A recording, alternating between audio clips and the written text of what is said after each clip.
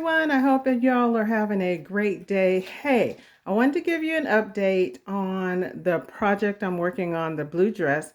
You remember it was posted a couple of weeks ago.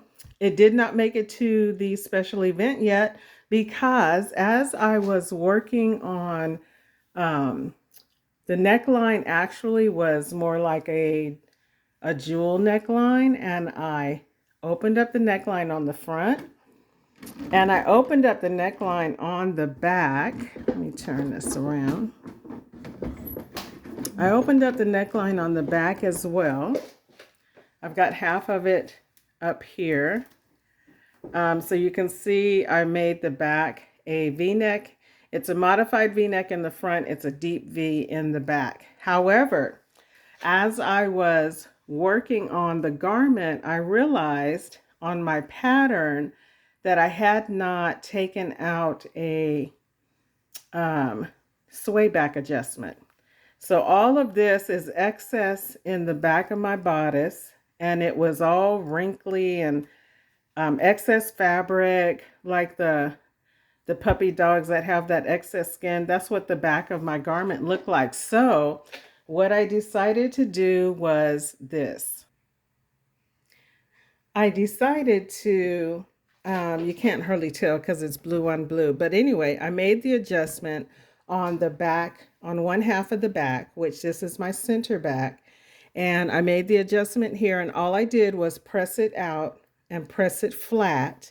And I'm going to use it as a pattern to cut out a new back with the center back with the sway back adjustment. So that's going to take all of that extra fabric that was in probably from my shoulder or my 4-inch down to my waist. And I've already tried it on with the original top. And so that's going to work fine. Also, what I had to do was also recut the,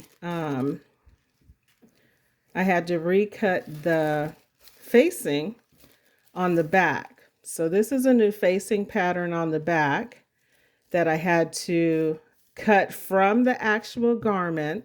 So this being the back that I had, which is the one I'm going to use, all I did was trace off. Let me put this paper down here so you can see.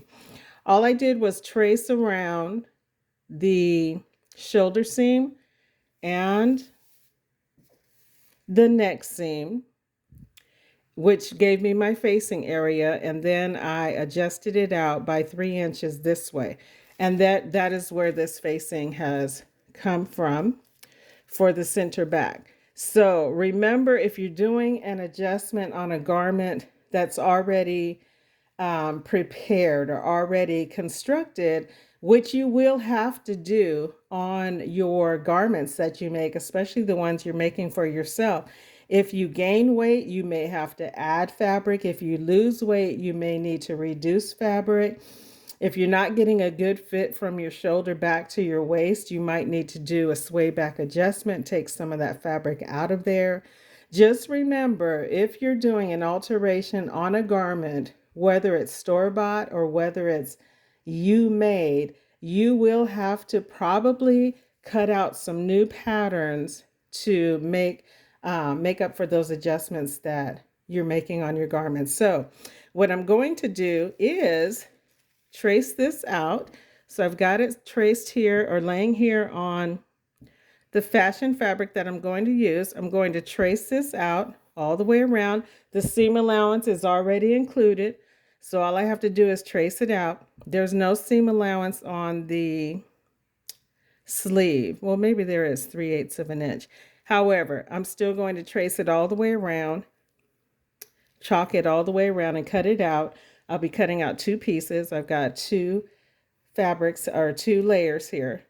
So I'll be cutting that out, adding the facing back to the center back on both pieces, applying the shoulder seam back to the bodice top, and preparing to put a zipper in the back of the garment. So again, Adjustments are going to have to be made on garments, whether it is something that you made or something that you purchased or something that somebody is bringing to you. Then, of course, it's going to need to be adjusted. So keep those things in mind. I hope these sew constructive tips have been useful for you, and look forward for the next video to be the top bodice completely sewn together with all of the adjustments made. All right, have a great day.